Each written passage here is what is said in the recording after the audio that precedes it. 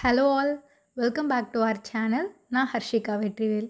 It's been a long time. நம்ம இன்றைக்கி ஒரு இன்ட்ரெஸ்டிங்கான மாரல் ஸ்டோரி பார்க்கலாம். அதில் ஒரு வேல்யூவான மாரல் இருக்குது. அண்ட் உங்களுக்கு இந்த மாதிரியான கண்டென்ட்ஸ்லாம் பிடிக்கும் அப்படின்னா நம்ம சேனலில் சப்ஸ்கிரைப் பண்ணிக்கோங்க. So that you will get useful contents. So நம்ம எல்லாருக்குமே பயம் அப்படிங்கிற ஒரு விஷயம் இருக்கும். ஸோ அந்த பயத்தை ஒரு சிலர் ஃபேஸ் பண்ணுவாங்க.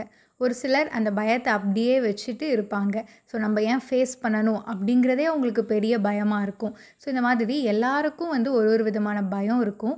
அதை எப்படி ஓவர் கம் பண்ணலாம் அப்படின்னு சொல்லிட்டு நம்ம இன்றைக்கி ஒரு ஸ்டோரி மூலிமா பார்க்கலாம். இந்த ஸ்டோரியோட பேர் த ஷேடோ. அழகான ஒரு கிராமம் இருக்குது. அந்த கிராமத்தில் நிறைய மக்கள் வசிச்சுட்டு வராங்க. அதில் ஒரு அறிவாளியான பையனும் வசிச்சுட்டு வரான்.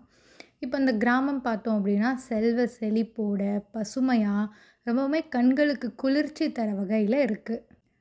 என்னதான் காலையில் நேரத்தில் எல்லாமே பார்க்க ரொம்பவுமே அழகாக செல்வ செழிப்பாக காட்சி அளித்தாலும் இந்த நைட் டைமில் அங்கே பார்த்தோம் அப்படின்னா ஒரு பயம் அப்படின்றது ஒன்று இருந்துகிட்டே இருக்குது.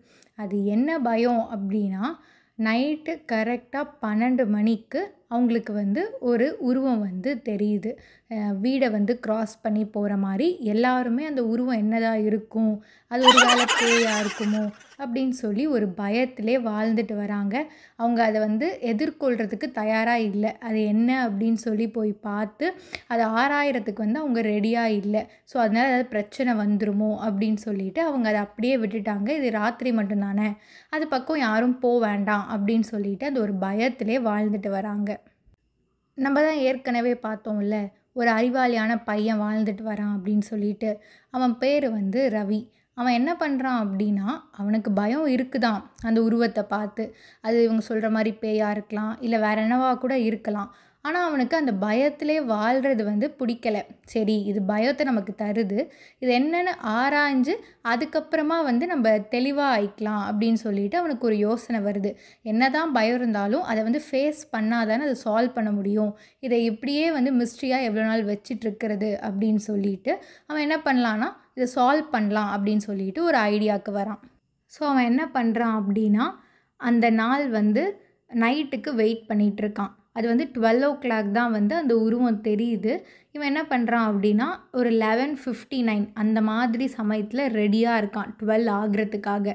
இவன் கையில் ஒரு டார்ச் லைட்டும் இருக்குது. ஏன்னா அந்த உருவம் பார்க்க ஒரு ஷேடோ மாதிரி தான் இருந்தது. ஸோ அது மேலே டார்ச் அடித்து பார்த்தா நமக்கு ஏதாவது கிளியராக தெரியும் அப்படின்னு சொல்லிட்டு இவனுக்கு ஒரு எண்ணம். ஸோ அதனால இவன் என்ன பண்ணுறான் அப்படின்னா, அந்த கையில் டார்ச்சோடு அங்கே நின்றுட்டுருக்கான். சுற்றி முற்றி பார்த்தோன்னா ஒரே மயான அமைதியாக இருக்குது. காற்றோட சத்தம் மட்டும்தான் கேட்குது. எல்லாருமே தூங்கிட்டாங்க.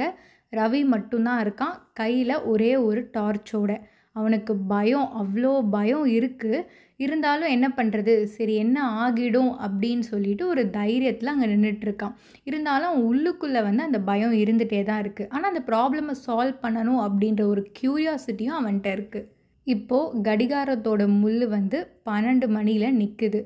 கரெக்டாக 12 ஆகுது. அந்த உருவமும் அவனோட கண்ணுக்கு தெரியுது. இவன் அதுக்கப்புறம் என்ன பண்ணுறான்னா, பயந்துட்டே அதுக்கிட்ட நீ யார், உனக்கு என்ன வேணும் அப்படின்னு சொல்லிட்டு கேட்குறான். ஆனால் அந்த சைடில் இருந்து எந்த பதிலுமே வரல.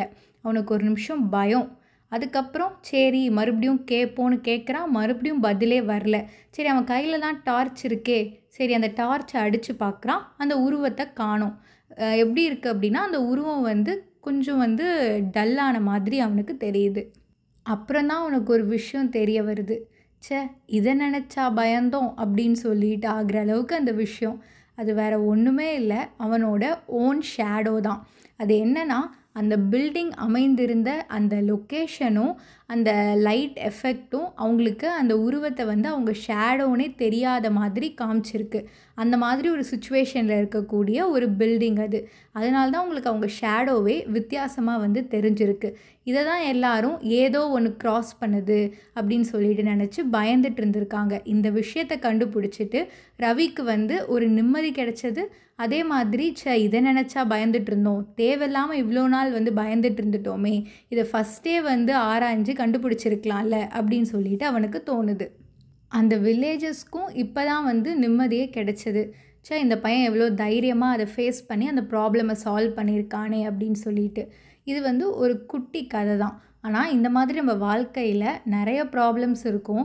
ஸோ அந்த ப்ராப்ளம்ஸை நினச்சி நம்ம பயந்துட்டுருப்போம். அது ஏதோ ஒரு பெரிய விஷயம், அதை ஃபேஸ் பண்ணவே நமக்கு தைரியமே இருக்காது. அதை ஃபேஸ் பண்ணால் வேறு ஏதாவது ப்ராப்ளம் க்ரியேட் ஆகிடுமோ அப்படின்னு சொல்லி நம்ம பயந்துகிட்டே இருப்போம். ஆனால் உண்மையிலே அந்த ப்ராப்ளம் வந்து குட்டிஸாக தான் இருக்கும். அதை ஒன்ஸ் நீங்கள் தைரியமாக ஃபேஸ் பண்ணிட்டீங்கன்னா சால்வ் ஆகிற மாதிரி தான் இருக்கும். ஃபார் எக்ஸாம்பிள், இப்போ படிக்க நிறைய இருக்குது அப்படின்னா நம்ம அதை வந்து பயந்துகிட்டே இருப்போம். ஐயோ, இவ்வளோ சிலபஸ் இருக்கே, நம்ம உட்காந்து படிக்கவே மாட்டோம்.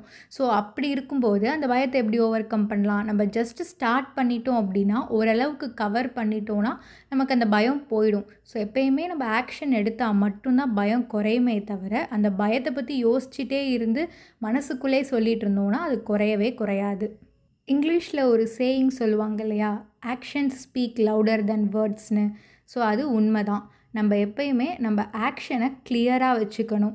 அதே மாதிரி பயத்தை ஓவர் கம் பண்ணுறதுக்கு நம்ம இந்த மாதிரி ஆக்ஷன் எடுத்து தான் ஆகணும். நம்ம எல்லாருக்குமே இருக்கக்கூடிய ஒரு விஷயம் ஸ்டார்டிங் ட்ரபிள். ஸோ அந்த ஸ்டார்டிங் ட்ரபிள்னால தான் பாதி பேர் எந்த விஷயத்தையுமே செய்கிறது கிடையாது. நீங்கள் ஒன்ஸ் உங்களுக்குள்ளே சொல்லிவிட்டு என்ன ஆகிற போகுது அப்படின்னு சொல்லி ஸ்டார்ட் பண்ணிட்டோன்னா ஒரு ஃப்ளோ கிடச்சிரும். அதுக்கப்புறம் நம்ம பிக்கப் பண்ணிப்போம். ஸோ எப்பயுமே ஏதாவது ஒன்று இருக்குன்னா அதை பார்த்து பயப்படாமல் நல்ல துணிச்சலோடு அதை எதிர்கொள்ளுங்க. அதே மாதிரி நீங்கள் ஏதாவது ஒரு ஆக்ஷனை பண்ணும்போது நல்லா பிளான் பண்ணி கிளியராக பண்ணிங்க அப்படின்னா எல்லாத்துக்குமே ஒரு ப்ராப்பரான சொல்யூஷன் கிடைக்கும். ஸோ இதுதான் இந்த கதையிலேருந்து நம்ம தெரிஞ்சுக்கக்கூடிய மாரல். ஸோ எல்லாருமே வந்து இந்த கதையை கேட்டு பயனடைஞ்சிருப்பீங்க அப்படின்னு சொல்லிட்டு நம்புகிறேன். ஸோ இதுலேருந்து உங்களுக்கு பயத்துலேருந்து மீளக்கூடிய ஒரு சொல்யூஷன் கிடச்சிருக்கும் அப்படின்னு சொல்லிட்டும் நம்புகிறேன். உங்களுக்கும் வேறு ஏதாவது மாரல் இந்த ஸ்டோரியிலேருந்து தெரிஞ்சதுன்னா கீழே கமெண்ட் செக்ஷனில் சொல்லுங்கள். மேலும் இது மாதிரியான வீடியோஸ்க்கு ஸ்டே டியூன்ட். தேங்க்யூ.